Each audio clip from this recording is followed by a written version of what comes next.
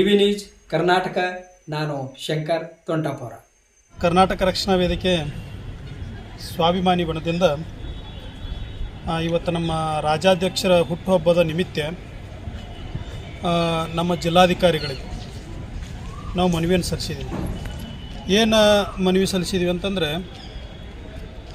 ಸರ್ಕಾರಿ ಕನ್ನಡ ಪ್ರಾಥಮಿಕ ಪ್ರೌಢಶಾಲೆಗಳನ್ನು ಉಳಿಸಿ ಬೆಳೆಸಿ ಅನ್ನುವಂಥ ಅಭಿಯಾನವನ್ನು ನಾವು ಮಾಡ್ತಾಯಿದ್ದೀವಿ. ಅದರ ಜೊತೆಗೆ ಉಳಿಸಿ ಬೆಳೆಸಿ ಅನ್ನುವಂಥ ಅಭಿಯಾನ ಮಾಡಬೇಕಾದ್ರೆ ಅದಕ್ಕೆ ಹೋರಾಟನೂ ಮಾಡಬೇಕಾಗಿದೆ. ಎದಕ್ಕೆ ಹೋರಾಟ ಮಾಡಬೇಕಾಗಿದೆ ಅಂತಂದ್ರೆ, ಇಡೀ ರಾಜ್ಯದೊಳಗೆ 475 ಶಾಲೆಗಳಿಗೆ ಅನುಮತಿ ಕೊಟ್ಟರೆ, ನಮ್ಮ ಜಿಲ್ಲೆಯಲ್ಲಿ ಅದರೊಳಗೆ 125 ಶಾಲೆಗಳಿಗೆ ಅನುಮತಿ ಕೊಟ್ಟಾರೆ. ನಮ್ಮ ಜಿಲ್ಲೆಯೊಳಗೆ ಎಷ್ಟು ಕೊಟ್ಟಾರೆ ನೋಡಿ, ವಿಚಾರ ಮಾಡಿ. ಇದಕ್ಕೆ ನಾವು ಹೀಗಾಗಿ ನಾವು ಅನುಮತಿ ಜಾಸ್ತಿ ಶಾಲೆಗಳಿಗೆ ಕೊಡ್ತಾ ಹೋದರೆ ಸರ್ಕಾರಿ ಕನ್ನಡ ಶಾಲೆಗಳು ಆರಾಮಾಗಿ ಮುಚ್ಚಿಬಿಡ್ತಾವೆ. ಯಾಕಂದ್ರೆ ಮಕ್ಕಳನ್ನು ಸರ್ಕಾರಿ ಶಾಲೆಯಲ್ಲಿರೋರನ್ನ ಈ ಹೊಸ ಶಾಲೆಗಳನ್ನು ಯಾರು ತೆರೆದಿರ್ತಾರಲ್ಲ ಅಲ್ಲಿ ಅಡ್ಮಿಷನ್ ಮಾಡ್ತಾರೆ. ಹೀಗಾಗಿ ಇದನ್ನು ನಾವು ರಾಜ್ಯಾದ್ಯಂತ ಎಲ್ಲ ಜಿಲ್ಲೆಗಳಲ್ಲಿ 31 ಜಿಲ್ಲೆಗಳಲ್ಲಿ ನಾವು ಇದನ್ನು ಮನವಿ ಸಲ್ಲಿಸ್ತಾ ಇದ್ದೀವಿ. ಇವತ್ತು ಎಲ್ಲ ಕಡೆ ನಾವು ಸಲ್ಲಿಸಿದ್ದೀವಿ. 31 ಜಿಲ್ಲೆಯಲ್ಲಿ ಜಿಲ್ಲಾಧ್ಯಕ್ಷರು ಸಲ್ಲಿಸ್ತಾ ಇದ್ದಾರೆ. ಮತ್ತು ಇನ್ನೊಂದು ಏನಂತಂದ್ರೆ, ಈ ಶಾಲೆದಾದರೆ ಮನರೇಗಾ ಯೋಜನೆ ಒಳಗೆ, ಅಂದ್ರೆ ಮಹಾತ್ಮ ಗಾಂಧೀಜಿ ರಾಷ್ಟ್ರೀಯ ಉದ್ಯೋಗ ಖಾತ್ರಿ ಯೋಜನೆ ಒಳಗೆ ಏನಾಗ್ತಾಯಿದೆ ಅಂದ್ರೆ, ನಾವು ಪದೇ ನಾವು ಹೋದ ವರ್ಷದಿಂದ ಆಯ್ತು 2 ವರ್ಷ ಆಯ್ತು ಇದನ್ನು ಹೋರಾಟ ಮಾಡ್ತಾಯಿದ್ದೀವಿ. ನಾವು ಏನಾಗಿದೆ ಅಂದ್ರೆ, ಬಡ ಕೂಲಿ ಕಾರ್ಮಿಕರಿಗೆ 370 ರೂಪಾಯಿ ಅಂತೆ ಒಂದು ವರ್ಷಕ್ಕೆ 100 ದಿನ ಕೆಲಸ ಕೊಟ್ಟ 37,000 ರೂಪಾಯಿ ಒಂದು ಕುಟುಂಬಕ್ಕೆ ಅದು ಇರ್ತದೆ ಸರ್ಕಾರದಿಂದ, ಮಹಾತ್ಮ ಗಾಂಧೀಜಿ ರಾಷ್ಟ್ರೀಯ ಉದ್ಯೋಗ ಖಾತ್ರಿ ಯೋಜನೆ ಅಂತೇಳಿ. ಇವ್ರು ಏನು ಮಾಡ್ತಾರೆ ಅಂದ್ರೆ, ಪಂಚಾಯತಿಯಲ್ಲಿರ್ತಕ್ಕಂಥವ್ರು, ಆಮೇಲೆ ಪಂಚಾಯತಿ ಅಭಿವೃದ್ಧಿ ಅಧಿಕಾರಿಗಳಾಯ್ತು, ಪಂಚಾಯತಿಯ ಸದಸ್ಯರು, ಅಧ್ಯಕ್ಷರು, ಆಮೇಲೆ ಮೇಲಾಧಿಕಾರಿಗಳು ಹಿಡ್ಕೊಂಡು ಏನು ಮಾಡ್ತಾರಂದ್ರೆ, ಬರೀ JCPಗಳನ್ನು ಹಚ್ಚಿ ಅಥವಾ ಇನ್ಯಾವುದೋ ಏನೋ ಟ್ಯಾಕ್ಟರ್ಗಳನ್ನು ಹಚ್ಚಿ, ಯಂತ್ರೋಪಕರಣಗಳನ್ನ ಹಚ್ಚಿ ಅಲ್ಲಿರ್ತಕ್ಕಂಥದ್ದನ್ನು ಸುಮ್ಮನೆ ಒಂದು 4 ಜನ ಈಗ ನಾವು ಹೆಂಗೆ ನಿಂತೀವಲ್ಲ ಹಂಗೆ ನಿಂತು ಫೋಟೋ ಹೊಡೆದು ಬೇರೆದವ್ರ ಹೆಸರಲ್ಲೇ ಬಿಲ್ ಬಿಡುಗಡೆ ಮಾಡ್ತಾರೆ. 8-10 ಸಾವಿರ ರೂಪಾಯಿ ಆದ್ಮ್ಯಾಗ ಅವ್ರಿಗೊಂದು 200 ರೂಪಾಯಿ ನಿಮಗೆ ಬ್ಯಾಂಕಿಗೆ ಒಂದು ನಮ್ಮ ದುಡ್ಡು ಜಮಾ ಮಾಡಿವಿ, ನಿಮಗೆ ನಮ್ಗೆ 10,000 ರೂಪಾಯಿ ತೆಗೆದುಕೊಡಿ ಅಂತಾರೆ. ಅವ್ರಿಗೆ ಏನೂ ಇರಲಾರ್ದ ನಮ್ಗೆ 200 ರೂಪಾಯಿ ಕೊಡ್ತಾರಂತ. ಅವ್ರು ಏನು ಮಾಡ್ತಾರೆ, ಬ್ಯಾಂಕಿಗೆ ಹೋಗ್ತಾರೆ, ಬಂದು ಅವ್ರಿಗೆ 8-10 ಸಾವಿರ ರೂಪಾಯಿ ಕೊಡ್ತಾರೆ, ಅವ್ರೊಂದು 200 ರೂಪಾಯಿ ತೊಗೊಂಡು ಮನೆಗೆ ಹೋಗಿಬಿಡ್ತಾರೆ. ಇರೋ ದುಡ್ಡು ಯಾರ್ದಿದು? ನಮ್ಮ ದುಡ್ಡಲ್ಲ, ನೀವು ಕಟ್ಟುವಂತಹ ತೆರಿಗೆ ಹಣ ಅದು. ಆ ತೆರಿಗೆ ಹಣ ಸರ್ಕಾರ ಒಂದು ಒಳ್ಳೆಯ ಯೋಜನೆ ಮಾಡೈತೆ, ಅದು ಒಳ್ಳೆಯದಾಗಿ ನಡ್ಸ್ಕೊಂಡು ಹೋಗ್ಬೇಕಲ್ಲ. ಬಿಟ್ಟುಕೊಟ್ಟು ಅದನ್ನು ಎಲ್ಲ ಬಿಟ್ಟು ನೀವು ಏನೋ ಮಾಡೋದಕ್ಕೊಂದು ಡುಪ್ಲಿಕೇಟ್ ಇದನ್ನು ಮಾಡ್ಕೊಂಡು ಮಾಡುವಂಥದ್ದು ನಮಗೆ ಸರಿಯಾಗಲಿಲ್ಲ. ಇದು ಖಂಡನೀಯ ವಿಚಾರ ಅನ್ನುವಂಥದ್ದು ನಮ್ಮ ವಿಚಾರ ಇದೆ. ಇನ್ನೊಂದು ಏನಂತಂದರೆ, ದಿನಸಿ ವಸ್ತುಗಳಿಂದ ಜನರ ಆರೋಗ್ಯದ ಮೇಲೆ ಪರಿಣಾಮ ಆಗುತ್ತೆ. ಯಾವ ರೀತಿ ಜನರ ಆರೋಗ್ಯದ ಮೇಲೆ ಪರಿಣಾಮ ಆಗತ್ತೈತೆ ಅಂದ್ರೆ, ಈಗ ನಾವು ಒಳ್ಳೆಣ್ಣೆನ ತಿಂತೀವಲ್ಲ, ಎಣ್ಣೆ ನಾವು ಅಡುಗೆಗೆ ಹಾಕ್ಕೊಳೋಂಥ ಎಣ್ಣೆ ಇರ್ತೈತಿಲ್ಲ, ಅದು 1 ಕಿಲೋ ಶೇಂಗಾ, 1 ಕಿಲೋ ಶೇಂಗಾದಿಂದ ನಮಗೆ 1 ಕಿಲೋ ಎಣ್ಣೆ ಹೊಂಡಂಗಿಲ್ಲ. 5 ಕಿಲೋ ಶೇಂಗಾಕ್ಕೆ 1 ಕಿಲೋ ಎಣ್ಣೆ ಹೊಡೆದೈತೆ ರೀ. ನಾವು ತಿನ್ನುವಂಥ ಅಡುಗೆ ಹಾಕುವ ಎಣ್ಣೆ 1 ಕಿಲೋ ಶೇಂಗಾದ ರೇಟ ಒಂದು 100 ರೂಪಾಯಿ ಐತೆ ರೀ. 5 ಕಿಲೋ ಶೇಂಗಾ ಆದಾಗ 1 ಕಿಲೋ ಹೊಡೆದೈತೆ. ಆದರೆ ಒಂದು 100 ರೂಪಾಯಿ ಅಂದ್ರೆ 500 ರೂಪಾಯಿ ಐತಲ್ಲ, ಇವರು 160 ರೂಪಾಯಿದಾಗ 1 ಕಿಲೋ ಕೊಟ್ಬಿಡ್ತಾರಂದ್ರೆ ಅದರೊಳಗೆ ಯಾವ ಕಲಬೆರಕೆ ಎಷ್ಟಾಗಿರ್ಬೇಕು ವಿಚಾರ ಮಾಡಿರಿ. ಕಲಬೆರಕೆ ಆಗಿ ಆರೋಗ್ಯದ ಜನರ ಮೇಲೆ ಭಾಳ ಈಗಿನ ಯುವಕರು 30 ವರ್ಷ 32 ವರ್ಷ ಮೊನ್ನೆ ನಾವು ನೋಡಿದ ವಿಚಾರ ನೋಡ್ಬೇಕಾದ್ರೆ ಅವ್ನು ಮದುವೆ ಆದ 15 ನಿಮಿಷ ಒಳಗೆ ಹಾರ್ಟ್ ಅಟ್ಯಾಕ್ ಆಗಿ ತಿಳ್ಕೊಂಡ್ಬಿಟ್ಟಾರೆ. ಈಗ ಅದು ಕಲಬೆರಕೆ ಇರ್ತಕ್ಕಂಥ ಆಹಾರವನ್ನು ತಿನ್ನೋದ್ರಿಂದ ಜನರ ಆರೋಗ್ಯದ ಮೇಲೆ ಮನುಷ್ಯರು ಯಾರು ಇರ್ತಾರಲ್ಲ ಅವ್ರ ಮ್ಯಾಗ ಎಲ್ಲರಿಗೂ ಯುವಕರ ಮೇಲೂ ಪರಿಣಾಮ ಬೀರಿ ಅವ್ರು ಹಾರ್ಟ್ ಅಟ್ಯಾಕ್ ಆಗಿ ಸಾಯುವಂಥ ವಿಚಾರಗಳು ಬರ್ತಾಯಿದ್ದಾವೆ. ಇದನ್ನು ಬೇರೆ ರಾಜ್ಯದಿಂದ, ರಾಜಸ್ಥಾನದಿಂದ ಬಂದು ಇಲ್ಲಿ ಏನು ಕಳಪೆ ಆಹಾರವನ್ನು ಯಾರು ಮಾರಕತ್ತಾರೋ, ಇಲ್ಲಿರ್ತಕ್ಕಂಥ ವ್ಯಾಪಾರಿಗಳನ್ನು ಆರ್ಥಿಕವಾಗಿ ದಿವಾಳಿಯನ್ನು ಮಾಡಿದಾರಲ್ಲ, ಅವರ ಅಂಗಡಿ ಮುಗ್ಗಟ್ಟುಗಳನ್ನು ಲೈಸೆನ್ಸನ್ನು ರದ್ದು ಮಾಡಬೇಕು.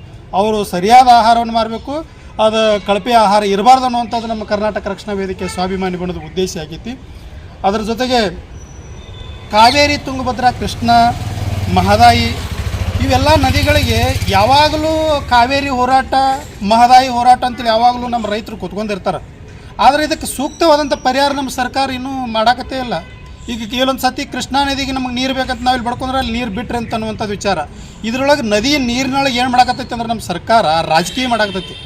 ಹೀಗಾಗಿ ಈ ರಾಜಕೀಯ ಮಾಡೋದನ್ನು ಬಿಟ್ಟು ಸರಿಯಾಗಿ ಒಂದು ಶಾಶ್ವತವಾದಂಥ ಪರಿಹಾರವನ್ನು ಕಂಡುಕೊಂಡು ರೈತರಿಗೆ ಶಾಶ್ವತವಾದ ಈ ನೀರಿನೊಳಗೆ ರಾಜಕೀಯ ಮಾಡಲಾರ್ದ ಒಂದು ರೈತರಿಗೆ ಶಾಶ್ವತವಾದಂಥ ಪರಿಹಾರನ ಕಂಡ್ಕೋಬೇಕಂತೇಳಿ ನಾವು ರಾಜ್ಯ ಸರ್ಕಾರಕ್ಕೆ ನಮ್ಮ ಸಂಘಟನೆಯಿಂದ ನಾವು ಒತ್ತಾಯವನ್ನು ಕೂಡ ಮಾಡ್ತಾಯಿದ್ದೀವಿ.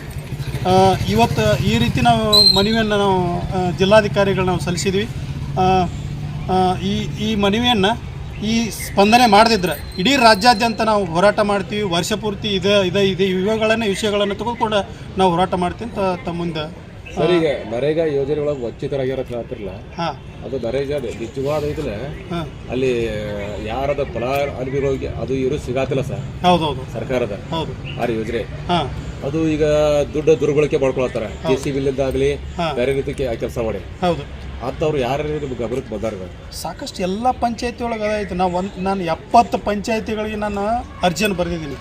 ನೀವು ಸರಿಯಾಗಿ ಅಲ್ಲಿ ಯಾರು ನಿಂತಿರ್ತಾರಲ್ಲ ಅವರು ಬಣ್ಣದ ಛಾಯಾಚಿತ್ರ, ನೀವು ಬಿಲ್ ಬಿಡುಗಡೆ ಮಾಡಿರ್ತಿರಲ್ಲ ಅವರು ಬಣ್ಣದ ಛಾಯಾಚಿತ್ರ ನನಗೆ ಕೊಡ್ರಿ, ನೀವು ಸರಿಯಾಗಿ ನೀವು ಬಳಕೆ ಮಾಡ್ಕೋಬೇಕಾದ್ರೆ ನಾನು ಕೊಡ್ರಿ ಅಂತೇಳಿ ನಾವು ಕೇಳಿದ್ದೀವಿ.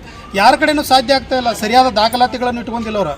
ಅದು ಹಂಗೆ ಬಂದಿತ್ತು ಬಿಟ್ಟು ಬಿಡ್ರಿ, ಅದನ್ನೇನು ಮಾಡೋಣ ಅಂತ ಉದ್ದೇಶನ ಪಂಚಾಯತಿ ಅಭಿವೃದ್ಧಿಗಳ ಅಧಿಕಾರಿಗಳು ಹೇಳ್ತಾ ಇದ್ದಾರೆ ನಮಗೆ. ಅದ್ರ ಬಗ್ಗೆ ಸಂಘಟನೆ ಹೋರಾಟ ಮಾಡಿರಿ? ನಾವು ಹೋರಾಟ ಮಾಡಿದ್ದೀವಿ. ನಾವು ಅವ್ರ ಮೇಲೆ ಕೇಸ್ ಹಾಕ್ತಾ ಇದ್ದೀವಿ ರೀ. ಹೋರಾಟನೂ ಮಾಡ್ತಾ ಇದ್ದೀವಿ, ಅದ್ರ ಜೊತೆಗೆ ಕೇಸನ್ನು ಹಾಕಿದ್ದೀವಿ. ಒಬ್ಬರ ಮೇಲೆ ನಾವು ಹೋದ ವರ್ಷ ನಾವು ಒಬ್ಬರ ಮೇಲೆ ಮನರೇಗಾ ಯೋಜನೆ ಇದು ಹಿಂಗೆ ಕೆಲಸ ಮಾಡಿರ್ತಾರೆ, ಕೆಲಸ ಮಾಡಲಾರ್ದನ ಬಿಲ್ ಎತ್ತಿದ್ದಂಥ ಒಬ್ಬ PDO ಮೇಲೆ ನಾವು ಅವ್ರ ಮೇಲೆ ಒಮರ್ಸ್ಮನ್ ಕೇಸ್ ಹಾಕಿದ್ದೀವಿ ನಾವು ಈಗಾಗಲೇ. ಹೀಗಾಗಿ ಈಗ ನಾವು ವಿಜಯಪುರ ಜಿಲ್ಲೆಯಲ್ಲಿ ಈ ವಿಚಾರವಾಗಿ ನಾವು ಹೋರಾಟ ಮಾಡ್ತಾ ಇದ್ದೀವಿ. ಅದ್ರ ಜೊತೆಗೆ ಇನ್ನೊಂದು ಏನಂದ್ರೆ ಸಂಜುವರ, ಒಣ ಕಸ ಹಸಿ ಕಸ ಅಂತೇಳಿ ಪ್ರತಿಯೊಂದು ಗ್ರಾಮ ಪಂಚಾಯತಿಗೆ ಒಂದು ವಾಹನ ಬರ್ತೈತೆ, ನಿಮ್ಗೆ ಗೊತ್ತಿರಬೇಕು. ಸ್ವಚ್ಛ ಭಾರತ್ ಅಭಿಯಾನ ಒಳಗೆ ನೀವೆಲ್ಲ ನೋಡ್ತಿರ್ತೀರಿ, ಇಲ್ಲಿ ಜಿಲ್ಲೆ ಒಳಗೆ ಅಡ್ಡಾಡ್ತಿರ್ತೈತಿ. ಇಲ್ಲಿರ್ತಕ್ಕಂಥವು ಕಾಂಟ್ಯಾಕ್ಟ್ ಬೇಸ್ ಮ್ಯಾಗ ಇರ್ತಾವೆ. ಏನು ಗ್ರಾಮ ಪಂಚಾಯತಿ ಒಳಗೆ ಇರ್ತಾವಲ್ಲ ಅವು ಕಾಂಟ್ಯಾಕ್ಟ್ ಬೇಸ್ ಮ್ಯಾಗ ಇರಂಗಿಲ್ಲ ರೀ. ಅದು ಅಲ್ಲಿರ್ತಕ್ಕಂಥ 3 ಸಿಬ್ಬಂದಿಗಳು, ಕಸ ತುಂಬವರು, ಹಸಿ ಕಸ ತುಂಬ ಒಬ್ಬವ, ಒಣ ಕಸ ತುಂಬ ಒಬ್ಬವ. ಮತ್ತು ಅದಕ್ಕೆ ಮಹಿಳಾ ಚಾಲಕಿ ಇರ್ಬೇಕು ರೀ, ಕಂಪಲ್ಸರಿ ಮಹಿಳಾ ಚಾಲಕಿನ ಇರ್ಬೇಕಂತ. ಮಹಿಳೆಯರು ಸಬಲೀಕರಣವಾಗೋಸ್ಕರ ಅದನ್ನು ಮಾಡ್ಬೇಕಂತ ಮಾಡಿದ್ದು ಸರ್ಕಾರ. ಆದರೆ ವಾಹನ ಏನು ಮಾಡ್ಯಾರ, ಸುಮ್ಮ ಒಂದು 2 ತಿಂಗಳು ಓಡಿಸಿ ಅದನ್ನು ನಿಂದಿರಿಸ್ಬಿಟ್ಟಾರೆ. ಅದ್ರದ್ದು ಬಿಲ್ ಮಾತ್ರ ಒಟ್ಟು ತಿಂಗಳ ತೆಗಿತಾರೆ. 80,000 ರೂಪಾಯಿ ಅಂತ ಬಿಲ್ ತೆಗಿತಾ ಇದ್ದಾರೆ. ಏನಾದರೂ ಇದನ್ನು ಕೂಡ ಕಂಡೀಷನ್ ನಾವು ಒತ್ತಾಯ ಮಾಡಿ ಇದ್ರೊಳಗೆ ನಾವು ವಿಷಯನ ನಾವು ಬರೆದಿದ್ದೀವಿ. ಇದು ಕೂಡ ಸರ್ಕಾರದ ಈಗ 5-7 ಲಕ್ಷ ರೂಪಾಯಿ ಹಾಳ ಗಾಡಿದೆ. ಒಂದೊಂದು ಪಂಚಾಯತಿಗೆ 7 ಲಕ್ಷ ರೂಪಾಯಿ ಹಾಳ. ಆಮೇಲೆ ಸಿಬ್ಬಂದಿಯವ್ರದ್ದು ಹಾಳ, ಮಹಿಳಾ ಚಾಲಕರಿಲ್ಲ, ಪುರುಷರನ್ನ ಹಚ್ಚಾರು, 2 ಸಿಬ್ಬಂದಿಯವರಿಲ್ಲ, ಹೀಗೆಲ್ಲ ಹಾಳಾಗ್ತಾಯಿದೆ ಅನ್ನೋದಂಥ ವಿಚಾರ ಐತಿ. ಈ ಗ್ರಾಮ ಪಂಚಾಯತಿಯಲ್ಲಿ ಗ್ರಾಮೀಣ ಅಭಿವೃದ್ಧಿ ಅಧಿಕಾರಿಗಳು ಏನು ಮಾಡ್ತಾ ಇದ್ದಾರೆ ಅನ್ನೋದು ನಮ್ಗೆ ಗೊತ್ತಾಗ್ತಾ ಇಲ್ಲ. ಇದಕ್ಕೂ ಕೂಡ ನಮ್ಮ ಸಂಘಟನೆಯಿಂದ ನಾವು ಹೋರಾಟ ಮಾಡ್ತಾ ಇದ್ದೀವಿ, ಕೇಸ್ಗಳನ್ನು ಹಾಕ್ತಾ ಇದ್ದೀವಿ. ಇದನ್ನು ಮಾಡದೇ ಇದ್ದರೆ ಮುಂದಿನ ದಿನಮಾನಗಳು ಉಗ್ರವಾದಂಥ ಹೋರಾಟ ಮಾಡ್ತೀವಿ ರಾಜ್ಯಾದ್ಯಂತ ಅನ್ನೋದನ್ನು ಇಷ್ಟ ಮೇಲೆ ನಾವು ಹೇಳ್ತಾ ಇದ್ದೀವಿ.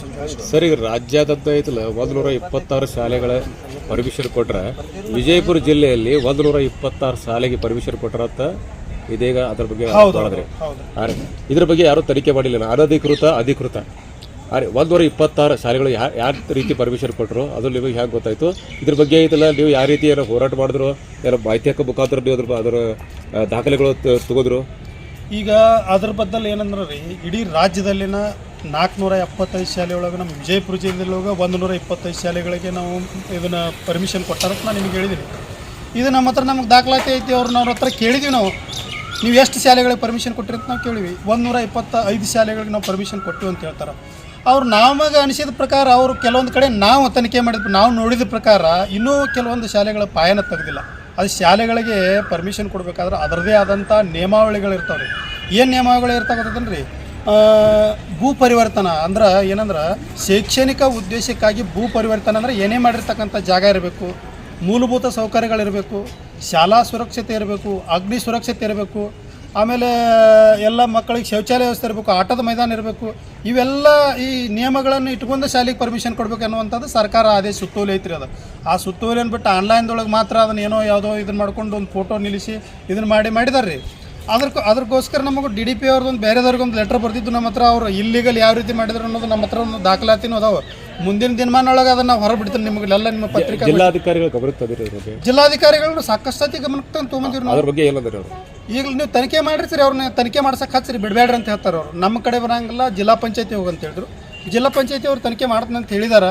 ಏನು ಮಾಡ್ತಾರಂತ ಗೊತ್ತಿಲ್ಲ. ಈಗ ನಾವು ಧಾರವಾಡ ಕಮಿಷನರ್ ಆಫೀಸ್ಗೆ, ಆಮೇಲೆ ಬೆಂಗಳೂರಿಗೆ ಕೂಡ ಕಮಿಷನರ್ ಆಫೀಸ್ಗೆ ನಾವು ಅದನ್ನು ಬರೆದಿದ್ದೀನಿ ನಾನು. ಅವ್ರಿಗೆ ತನಿಖೆ ಮಾಡಿ ಪುನರ್ ಪರಿಶೀಲನೆ ಆಗಬೇಕು. ಎಷ್ಟು ಶಾಲೆಗಳು ಪರ್ಮಿಷನ್ ಕೊಟ್ಟಾರಲ್ಲ, ಪುನರ್ ಪರಿಶೀಲನೆ ಆಗಿ ಯಾವ ಸರಿಯಾದ ದಾಖಲಾತಿಗಳನ್ನು ರದ್ದುಗೊಳಿಸ್ಬೇಕು ಅನ್ನೋಂಥ ಉದ್ದೇಶ ಇತ್ತು. ನಮ್ಮ ರಕ್ಷಣಾ ವೇದಿಕೆ ಸ್ವಾಭಿಮಾನಿ ಮಾಡೋದು ಉತ್ತರ ಕರ್ನಾಟಕ ಅಧ್ಯಕ್ಷ ಲಕ್ಷ್ಮಣ್ ಕಂಬಾಗಿ ಅಂತೇಳಿ.